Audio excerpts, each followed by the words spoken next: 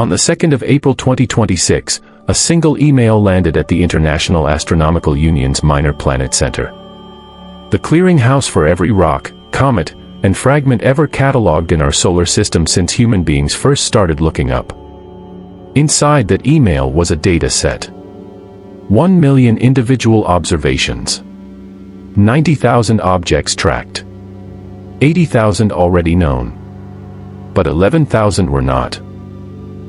11,000 objects that had never appeared in any database, any survey, any telescope record anywhere on Earth.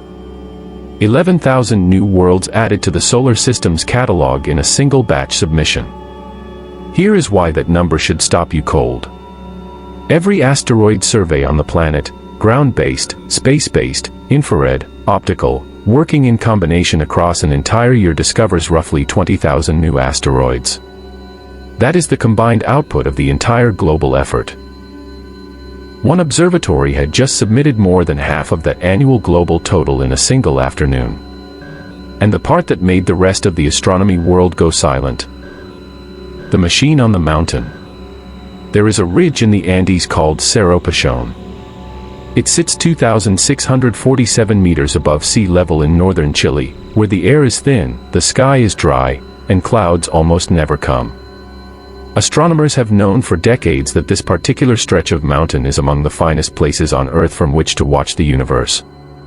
On that ridge stands an 18-story structure shaped like a silo. The upper half of it can pivot. The whole building moves. Inside, mounted on a platform engineered to swing with mechanical precision, is a telescope called the Simone Survey Telescope.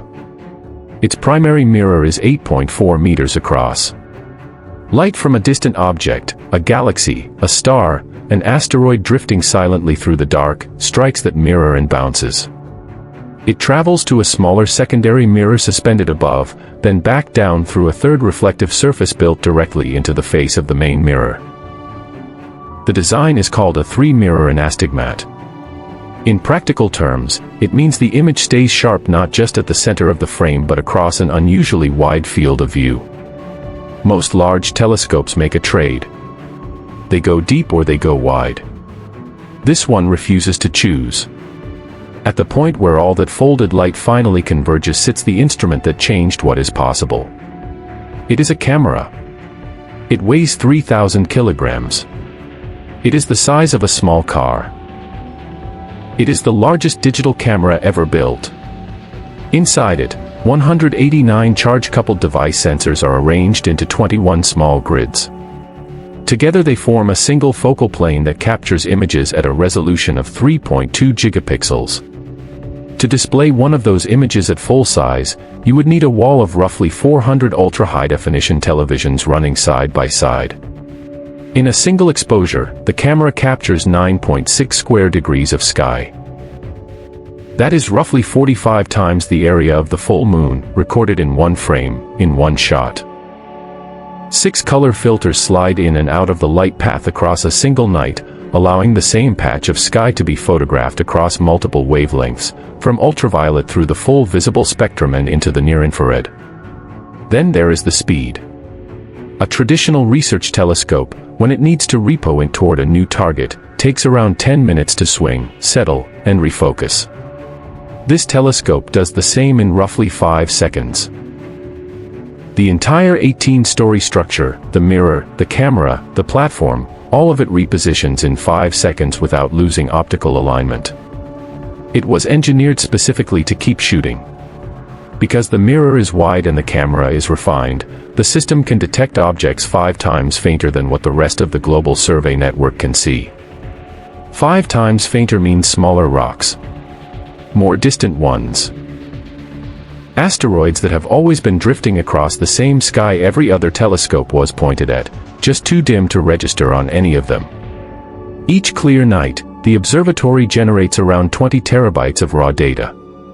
All of it flows immediately into a processing pipeline where software cleans the frames, stitches them together, and scans every pixel for anything that has moved, brightened, faded, or appeared for the first time. Millions of automated alerts go out before sunrise. Downstream telescopes around the world receive them and begin their own follow-up observations within hours. The result is not simply a telescope. It is a nervous system, a continuously operating sensory organ for the solar system, broadcasting what it notices in near real time to every instrument on Earth capable of responding. This is the machine. What it found when they finally pointed it at the sky for the first time is where the story begins.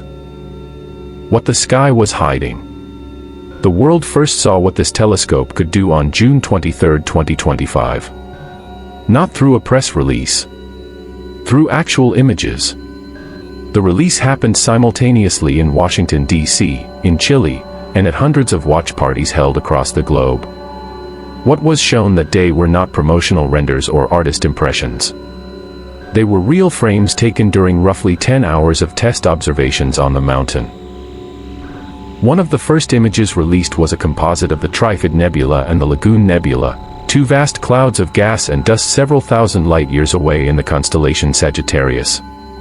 The composite had been built from 678 separate exposures taken across just over 7 hours. Stacked together, they revealed faint internal structures inside the nebula that had never been resolved in a single data set before. Structures that older telescopes had spent years trying to untangle were visible in one image assembled from a single night. A second image showed a wide-field view of the Virgo cluster, the dense group of galaxies sitting approximately 65 million light-years from our own. In one composite frame, the image captured something close to 10 million galaxies. Large spirals near the cluster's heart. Small faint companions scattered across the surrounding sky. What looks at first glance like an ordinary starfield is, on closer inspection, almost entirely galaxies. Every single point of light a separate island of hundreds of billions of stars. But tucked inside that same 10-hour window of test observations was a discovery that would only reveal its full significance 9 months later. In those first hours of looking, before any official survey had begun, the telescope had identified 2,104 previously unknown asteroids. 7 of them were near-Earth objects, bodies whose orbits bring them into the inner solar system. For context, an earlier engineering test in late 2024 using a smaller commissioning camera had found 73 asteroids. The June 2025 first light observations multiplied that number by nearly 30. Then came April 2026.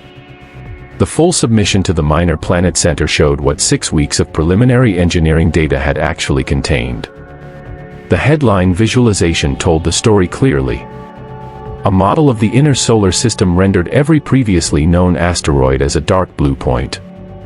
Every new discovery from the submission appeared in light teal. The teal points did not appear randomly scattered. They formed narrow, fanned rays radiating outward from a single point, each ray tracing the line of sight along which the telescope had been observing on a given night. Every direction it looked, new asteroids appeared. A second chart showed the orbital distribution of all 11,097 new discoveries. Most clustered tightly in the main belt between Mars and Jupiter, exactly where models predicted they should be. But running through the dense cluster were visible empty bands. Regions where Jupiter's gravity had been slowly clearing asteroids out of stable orbits across billions of years.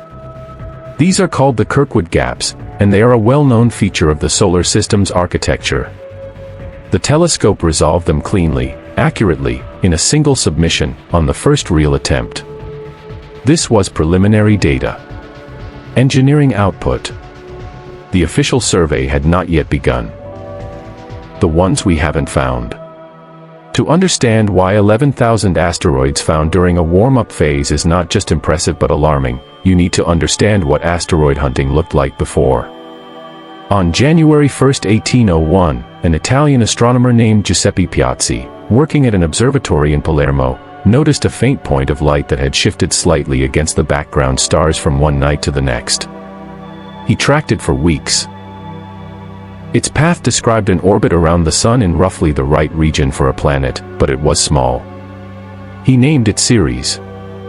That was the first asteroid ever identified, and it opened a catalog that astronomers have been building by hand, instrument by instrument, ever since. For most of the century and a half that followed, the work was painstaking. Astronomers exposed long photographic plates of the sky, waited weeks, then exposed the same patch again. Any object that had shifted position between the two plates was a candidate. Researchers compared them by eye, sometimes under specialized optical instruments built to reveal tiny displacements. Each new asteroid was the product of patient human labor spread across months.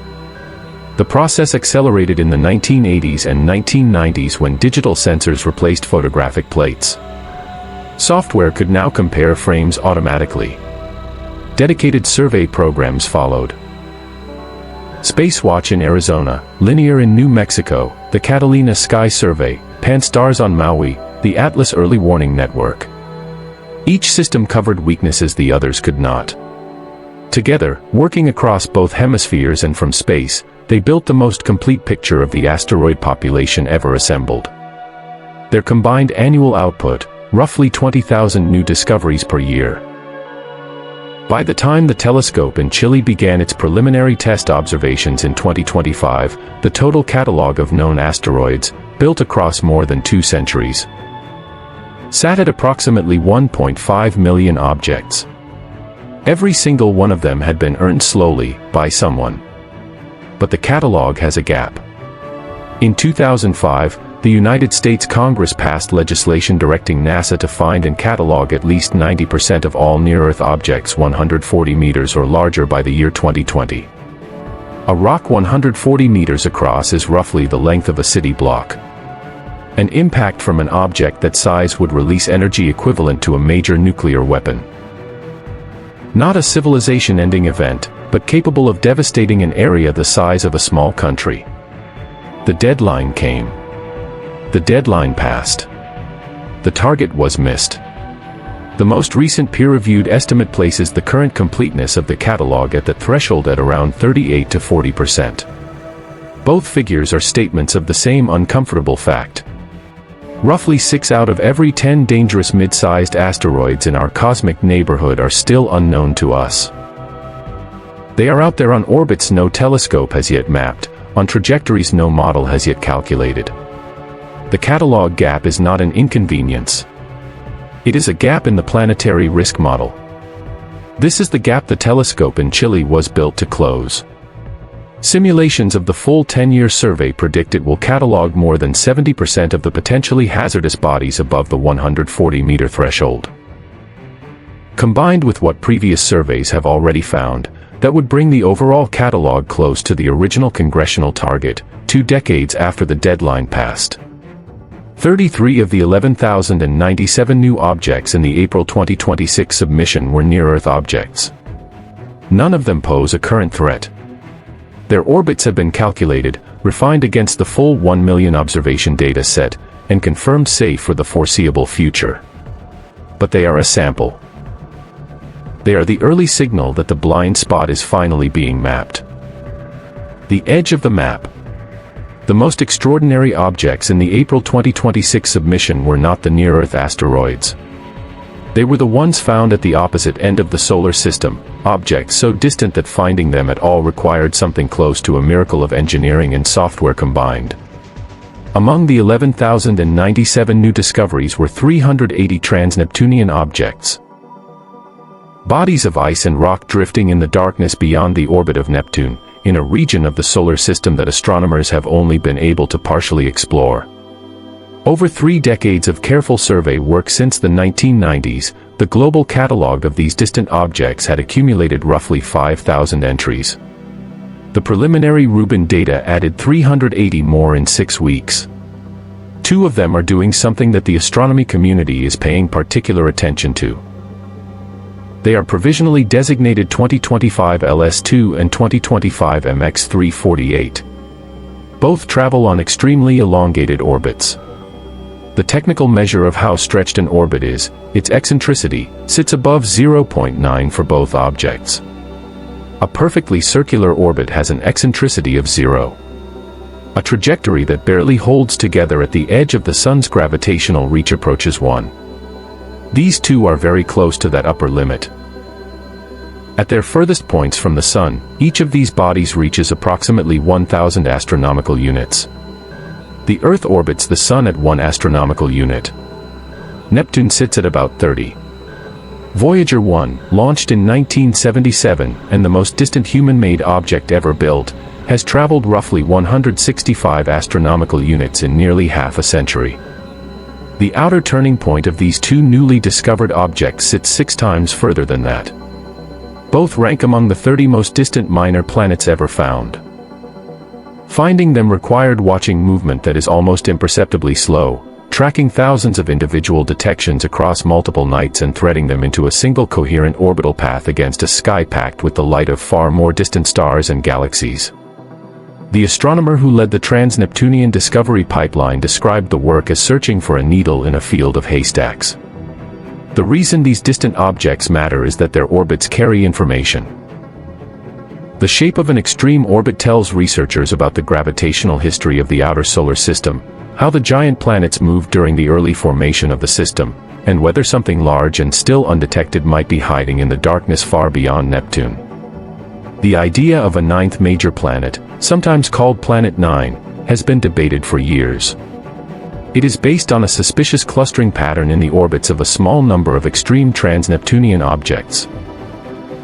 A pattern that some researchers believe can only be explained by the gravitational influence of an undiscovered world several times the mass of Earth, sitting hundreds of astronomical units from the Sun. Other researchers believe the pattern is a statistical artifact of incomplete survey coverage. The debate has been unresolvable because no instrument existed that could survey the outer solar system at sufficient depth and scale to settle it. Until now. The telescope in Chile is the first instrument capable of either confirming that signal or dispersing it entirely. The 380 trans-Neptunian objects in this first submission are, again, a sample. The official survey has not yet begun. Once it does, current projections estimate roughly 11,000 new solar system objects identified every 2 to 3 nights in the early years. Over the full decade, the same models project more than 5 million new solar system objects in total. Roughly 70% of those discoveries are expected to arrive within the first 2 years. The telescope carries the name of Vera Rubin, an American astronomer who, in the 1970s, measured how stars moved at the outer edges of galaxies and found that they were moving in ways that visible matter alone could not explain. The galaxies were rotating as though held together by something invisible and far heavier than anything she could see. That work became the observational foundation for dark matter, and it reshaped how astronomers understand the structure of the universe at its largest scales. Rubin spent much of her career observing at telescopes in Chile, not far, in spirit and in latitude, from the ridge where the observatory that carries her name now stands. The method is the same as it always was. Look carefully enough at how things move, and the invisible begins to reveal itself. Inside a region we have been mapping for over 2 centuries, there are still millions of objects we have never seen. Over the next 10 years, on a ridge in the Andes, a single observatory will find most of them. The first 11,000 were just the warm-up.